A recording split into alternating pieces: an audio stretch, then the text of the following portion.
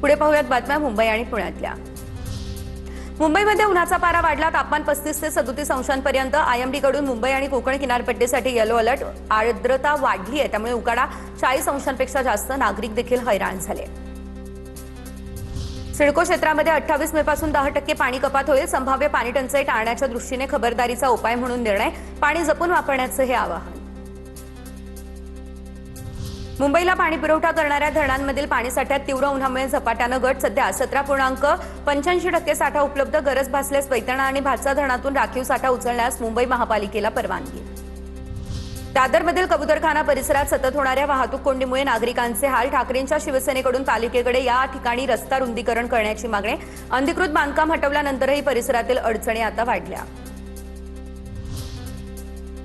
Railway स्थानकातील खाद्यपदार्थांचे भाव वाढवण्याचा निर्णय अखेर मध्य रेल्वेकडून मागे।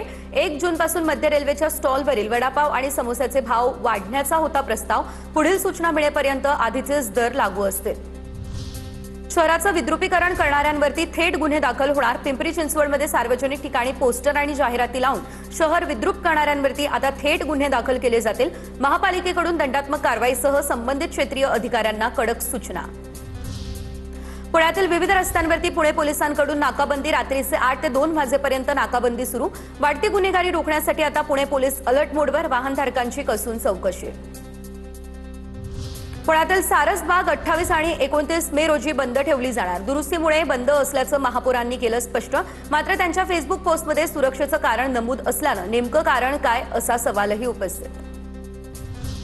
मुंबईमधील अतिधोकादायक इमारतींची दुरुस्ती मंडळाकडून अद्यापही यादी जाहीर नाही। यापूर्वी सर्वेक्षणाच्या आधारे 25 मे पर्यंतची यादी प्रसिद्धीसाठी तारीख। दरम्यान अतिधोकादायक इमारती रिकाम्या करण्याच्या प्रक्रियेसही विलंब होण्याची शक्यता।